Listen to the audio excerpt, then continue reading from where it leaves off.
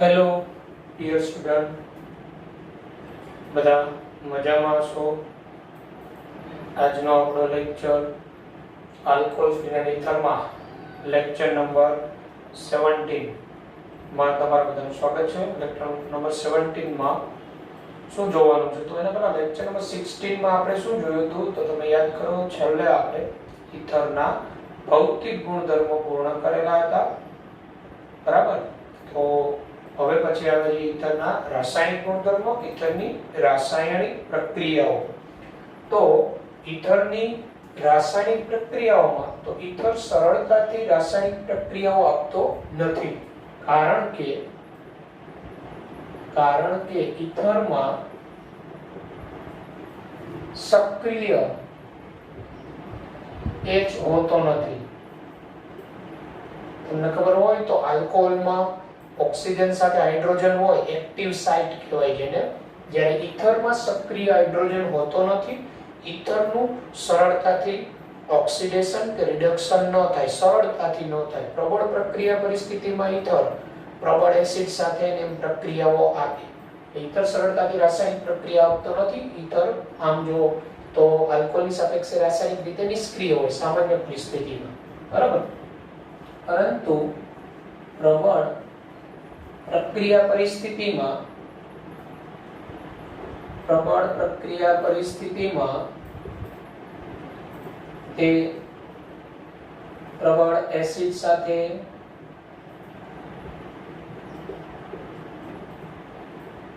પ્રક્રિયાઓ આપે.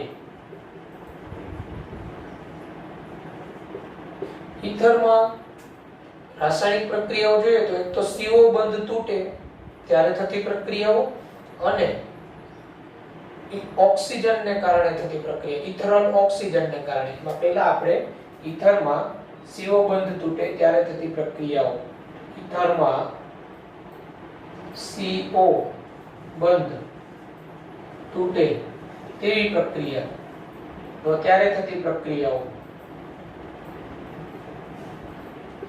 ઇથરમાં CO બંધ તૂટે તેવી પ્રક્રિયામાં મોસ્ટ IMP હેલોજન એસિડ સાથેની પ્રક્રિયા, HH સાથેની પ્રક્રિયા, હેલોજન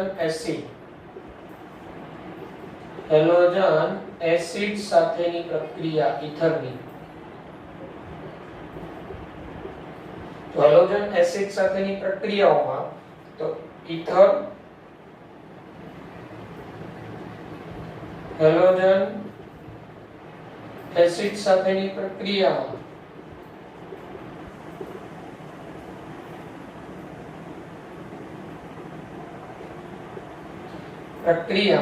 આલ્કાઇલ હેલાઇડ અને આલ્કોહોલ આપે, તો આલ્કોહોલ બનાવે. ઉદાહરણ તરીકે ROI ઇથર એની HX સાથેની પ્રક્રિયા થી RX ROH બને. અહીંયા આપણી ટેક્સ્ટ બુકમાં ટેમ્પરેચર નથી આપેલું, પણ ખરેખર આ 373 કેલ્વિને થતી હોય, 373 કેલ્વિન. એટલે બોર્ડમાં તાપમાન બતાવો નહીં તો ચાલે, પણ 373 કેલ્વિને થતી હોય. હવે જો અહીંયા આ હેલોજન એસિડનું પ્રમાણ વધુ હોય તો આ જે આલ્કોહોલ બન્યો એ પણ પાછો HX સાથે પ્રક્રિયા કરી પેલે લ્યુકાસ ટેસ્ટ જેવું અને આલ્કાઇલ હેલાઇડમાં રૂપાંતર થાય, બરાબર? આ રીતે જો HX નું પ્રમાણ વધુ હોય, તો જો HX નું પ્રમાણ વધુ તો બનેલો ROH એ RH માં રૂપાંતર પામે. આ રીતે ROH પ્લસ HX તાપમાનની જરૂર પડે હોય, RX પ્લસ H2O બની જાય. જો એક આપણે MCQ માં આપ્યું હોય કે ઇથરની 1 મોલ HX સાથે પ્રક્રિયા થતા શું બને, તો હેલો આલ્કેન પ્લસ આલ્કોહોલ પણ વધુ પ્રમાણમાં HX હોય તો આલ્કોહોલનું ફરીથી રૂપાંતરણ આલ્કાઇલ હેલાઇડમાં થઈ જાય. બરાબર. જો અસમિતીય ઈથર હોય તો પણ આ HX સાથેની પ્રક્રિયાથી હેલો આલ્કેન પ્લસ આલ્કોહોલ બને. પણ એ અસમિતીય ઈથર હોય તો ત્યારે X પહેલા કોની સાથે જોડાય અને આલ્કોહોલ કયો આલ્કાઇલ ગ્રુપ બનાવે તો એ આપણે સમજવું પડે. એની ક્રિયાવિધિ ઉપરથી આપણે સમજી શકીએ.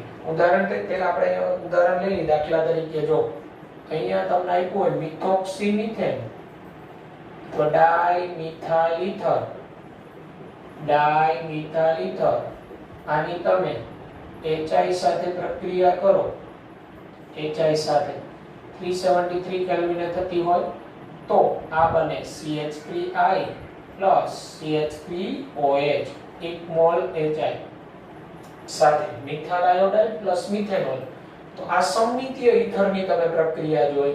પણ અસમિતીય ઈથર હોય તો અસમિતીય ઈથર હોય CH3O CH2 CH3 તો એ આલ્કાઇલ સમૂહ જોવાનો.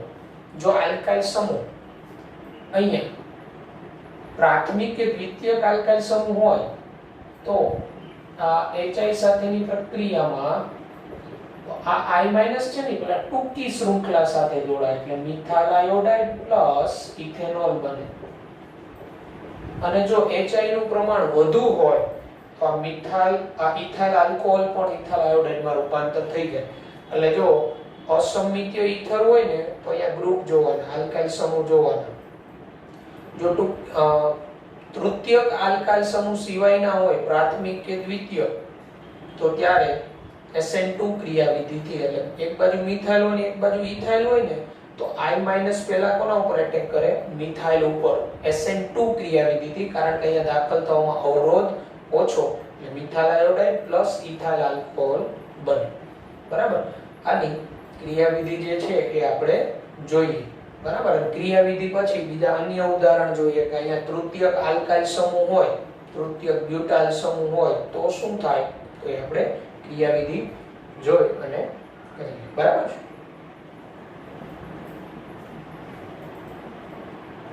ક્રિયાવિધિ જોઈએ તો સ્ટેપ 1 માં ઈથરની સાંદ્ર HI સાથેની પ્રક્રિયા થી પ્રોટોનિક ઈથર બને.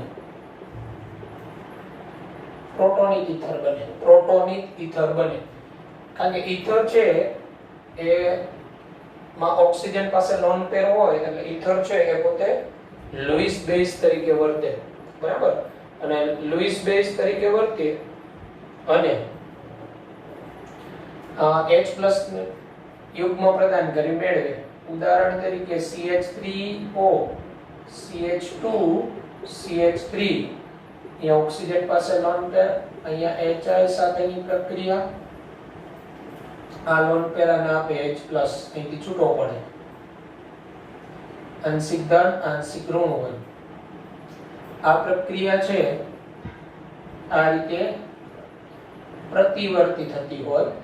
ઝડપી તબક્કો CH3O CH2 CH3 અહીંયા H આવી જાય, અહીંયા લોન પેર તો હોય જ. ઓક્સિજન આને લોન પેર આપી દીધો એટલે અહીંયા પ્લસ ચાર્જ આવે.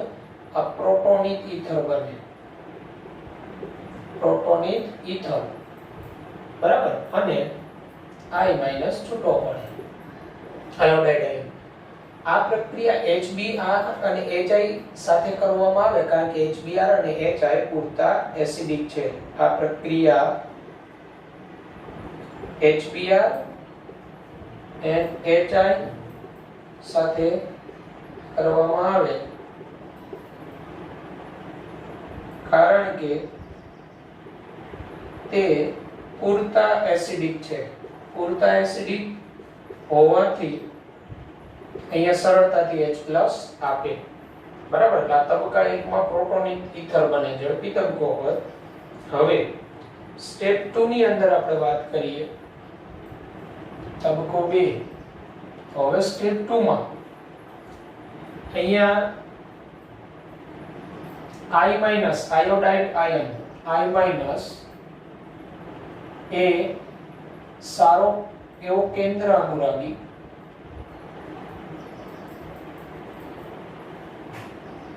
પ્રક્રિયક હોવાથી તે આ પ્રોટોનિક ઈથરમાં આ CO બંધના કાર્બન ઉપર એટેક કરે. હવે અહીંયા તમે જોઈ શકશો આ કાર્બન એ આંશિક ધન હોય, અહીંયા આ કાર્બન એ આંશિક ધન હોય, આ કાર્બન એ આંશિક ધન હોય, પણ I- ને એટેક અહીંયા સહેલો પડે કારણ કે અહીંયા અવરોધ ઓછો મળે એટલે ટૂંકી શૃંખલાવાળા આલ્કાઇલ ઉપર એટેક કરે SN2 ક્રિયાવિધિ. I- એ સારો કેન્દ્ર અનુરાગી પ્રક્રિયક હોવાથી તે પ્રોટોનિક ઈથરમાં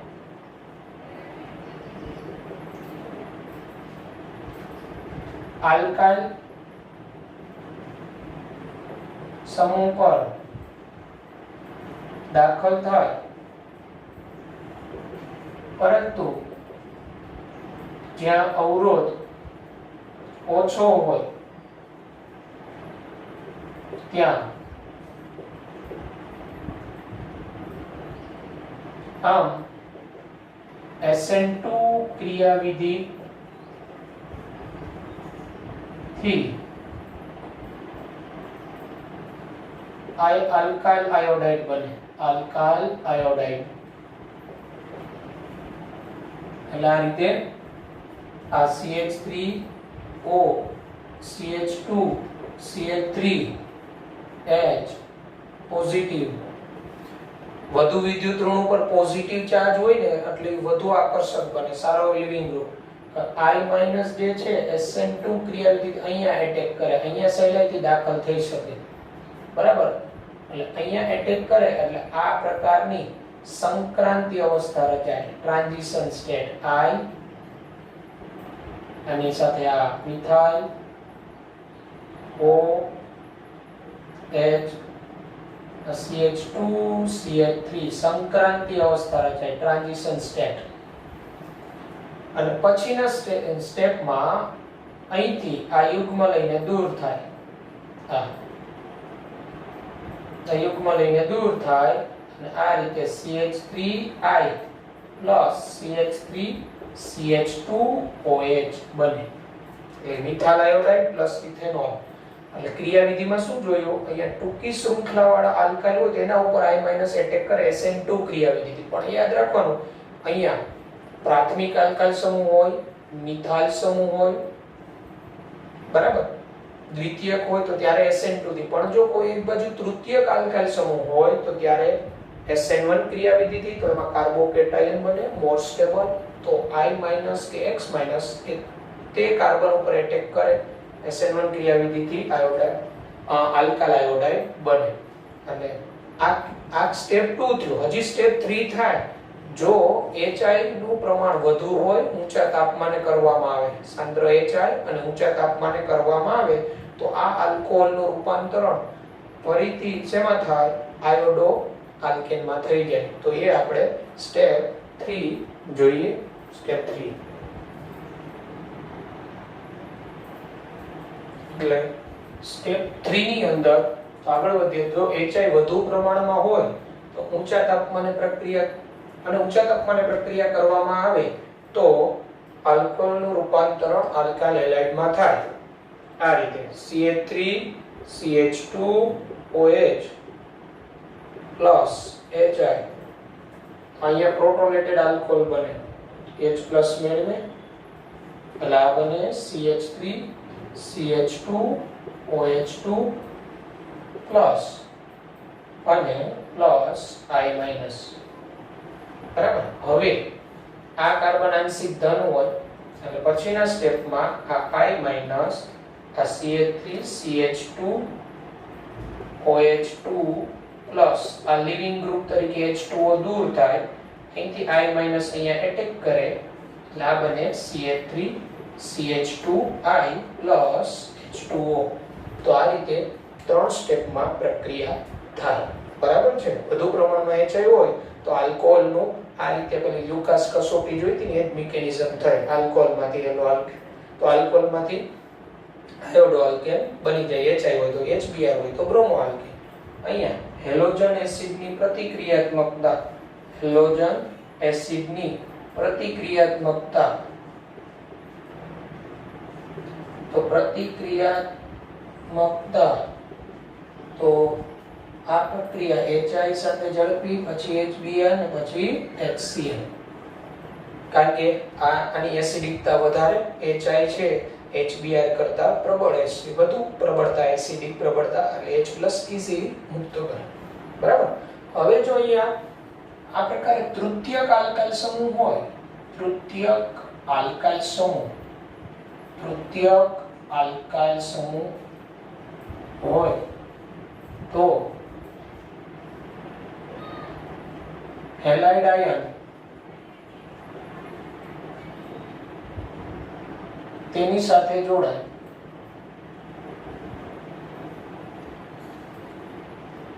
કારણ કે તેમાં બનતો કાર્બોકેટાયન વધુ સ્થાયી, બનતો કાર્બોકેટાયન વધુ સ્થાયી લાગે. જો તૃતીયક આલ્કાઇલ સમૂહ હોય ટેક્સ્ટ બુક મુજબ આપણે જોઈએ તો આ તૃતીયક બ્યુટાઇલ સમૂહ એક બાજુ મિથાઇલ, તો આની આપણે HI સાથે પ્રક્રિયા કરીએ તો I- પેલા આની સાથે જોડાય એટલે તૃતીયક બ્યુટાઇલ આયોડાઇડ મળે પ્લસ મિથેનોલ. વધુ HI હોય તો પાછું આ મિથેનોલનું મિથાઇલ આયોડાઇડમાં રૂપાંતર થાય. તો આવું કેમ થવાનું કારણ, તો જ્યારે અહીંયા તૃતીયક આલ્કાઇલ સમૂહ હોય ત્યારે અહીંથી આ મિથેનોલ સ્વરૂપે દૂર થાય તો એ બનતો કાર્બોકેટાયન મોર સ્ટેબલ હોય એટલે કાર્બોકેટાયન તો SN1 ક્રિયાવિધિથી થાય એઝ પર ટેક્સ્ટ બુક મુજબ. પણ ખરેખર અન્ય પરિસ્થિતિ અહીંયા આપેલી હોય આ 57% H2O સાથે જલીય HI સાથે થાય ને તો SN1, નિર્જળ HI સાથે થાય ને તો SN2 થી તો મિથાઇલ અહીંયા આયોડિન જોડે. પણ એઝ પર ટેક્સ્ટ બુક મુજબ જોઈએ તો આપણે જોવાનું ઓક્સિજનની એક બાજુ તૃતીયક આલ્કાઇલ સમૂહ હોય તો HI સાથેની પ્રક્રિયામાં I- છે ને એ તૃતીયક કાર્બન સાથે જોડાય, બનતો કાર્બોકેટાયન મોર સ્ટેબલ હોય પરિણામે. બરાબર. એનું કારણ શું, તો આ રીતે આની મિકેનિઝમ આવું થાય CH3C CH3O અહીંયા CH3O CH3 તો HI સાથેની આ પ્રક્રિયામાં અહીંથી આ H+ મેળવે એટલે આ પ્રોટોનેટેડ ઈથર બને CH3C CH3 CH3OH plus CH3. બરાબર. અને પછી આ મિથેનોલ તરીકે દૂર થઈ જાય ને તો બનતો કાર્બોકેટાયન વધુ સ્થાયી એટલે કાર્બોકેટાયન બને CH3C CH3 CH3 પ્લસ. અને આ તૃતીય કાર્બોકેટાયન સાથે I- જોડાય અને આ બનાવે ટર્શરી બ્યુટાઇલ આયોડાઇડ. બરાબર. ટેક્સ્ટ બુકમાં પ્રક્રિયા આપેલી છે અને આપણે ધ્યાન રાખીશું કે ઓક્સિજનની બાજુમાં જો તૃતીય કાર્બન હોય તો SN1 ક્રિયાવિધિથી I- પ્રથમ સ્ટેપમાં એની સાથે જ જોડાય, આની સાથે નહીં. બરાબર. એક બાજુ મિથાઇલ અને એક બાજુ ઇથાઇલ હોય તો I- મિથાઇલ સાથે જોડાય SN2 થી. બરાબર. પછીનું આપણે ઉદાહરણ જોઈએ. એરાઇલ આલ્કાઇલ ઈથર હોય તો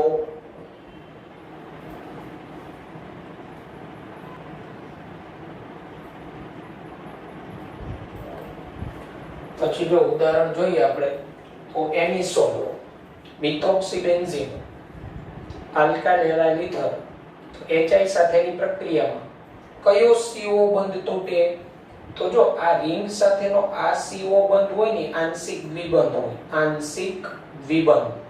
અને અહીંયા SN1 થી કાર્બોકેટાયન બને તો એ અનસ્ટેબલ એટલે SN1 તો થાય જ નહીં. તો આ CO બંધ સરળતાથી તૂટે તો I- છે ને આની સાથે એટેક કરે એટલે મિથાઇલ આયોડાઇડ પ્લસ ફિનોલ બને. પછી ફિનોલ નું વધુ HI લ્યો તો આયોડોબેન્ઝીન અહીંયા ન બને કારણ કે આ કાર્બન sp2 સંકરણ ધરાવતો હોય sp2 બરાબર અને sp2 સંકરણનો કાર્બન અહીંયા SN2 પ્રક્રિયા મુશ્કેલ એટલે ફિનોલ નું પાછું વધુ HI લઈએ તો આયોડોબેન્ઝીન ન બને એટલે અહીંયા પ્રક્રિયા અટકી જાય આવા MCQ પણ આપને પૂછે કે નીચેનામાંથી કઈ પ્રક્રિયામાં ફિનોલ બનશે અથવા આવું સમીકરણ આપી દીધું હોય તો નિપજ શું મળે મિથાઇલ આયોડાઇડ પ્લસ ફિનોલ કે મિથેનોલ પ્લસ આયોડોબેન્ઝીન તો મિથાઇલ આયોડાઇડ અહીંયા I એટલા માટે જોડાય આ CO બંધ સરળતાથી તૂટે આ રિંગ સાથેના CO બંધ કરતા કારણ કે આંશિક દ્વિબંધ થોડવો મુશ્કેલ પછી અહીંયા જોવો જી વિચારો ડાઇફિનાઇલ ઇથર તો ડાઇફિનાઇલ ઇથરની HI સાથેની પ્રક્રિયામાં તો જો આ બંને CO બંધ આંશિક દ્વિબંધ આ બંને આંશિક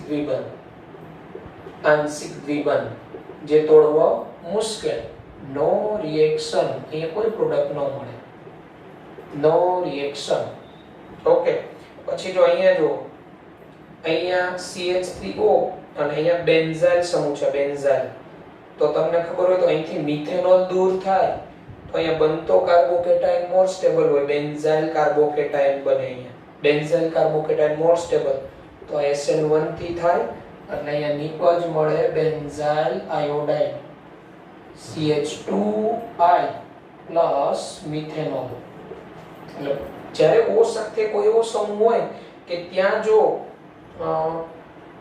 CO બંધ તૂટી અને કાર્બોકેટાયન બનતો હોય મોર સ્ટેબલ તો SN1 થી થાય બરાબર આ બધી પરિસ્થિતિમાં તાપમાનની જરૂર પડે બરાબર 373 કેલ્વિન આપણી ટેક્સ્ટ બુકમાં કે ટેમ્પરેચર નથી એટલે બોર્ડમાં ન લખો તો ચાલે બરાબર છે આ બેન્ઝાઇલ આયોડાઇડ પ્લસ મિથેનોલ વધુ HI હોય તો પાછું આ મિથાઇલ આયોડાઇડ બને બરાબર એટલે આ જે પ્રક્રિયા છે એની અંદર I- કોની સાથે જોડાશે એ અગત્યનું એટલે O સાથે જોડાયેલા સમૂહમાં બનતો કાર્બોકેટાયન મોર સ્ટેબલ તો I- પેલા ત્યાં જોડાય બરાબર છે અને તમને ઘણી વખત જો આવી કન્ડિશન આપેલી હોય આ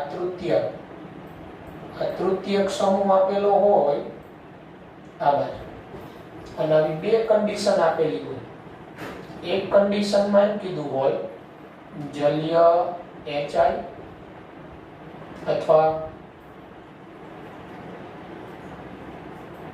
HI 57% વોટર અને એનહાઇડ્રસ HI નિર્જળ HI તો જલીય HI હોય ને પોલાર પ્રોટિક સોલ્વન્ટ તો SN1 થી થાય તો કાર્બોકેટાયન બને તો tertiary butyl iodide plus methanol પણ નિર્જળ HI કીધું હોય ને તો SN2 ક્રિયાવિધિથી તો I- અહીંયા સહેલાઈથી દાખલ થાય તો methyl iodide plus tertiary butyl alcohol OH બરાબર એટલે આપણી ટેક્સ્ટ બુકમાં આ ઉલ્લેખ નથી એટલે બોર્ડ મુજબ તો તમારે આ જ જવાનું હવે નીટમાં શું કરવાનું દાખલા તરીકે નીટમાં આ પ્રશ્ન આવ્યો શું નિપજ મળે કન્ડિશન કોઈ નથી તો તમારે તૃતીયક કાર્બોકેટાયન બને એમ જ જવાનું પણ નીટમાં જો કન્ડિશન આવી કે જલીય HI ને નિર્જળ HI તો નિર્જળ HI તો SN2 મુજબ જવાનું તો મિથાઇલ સાથે આયોડિન જોડાય અને જલીય HI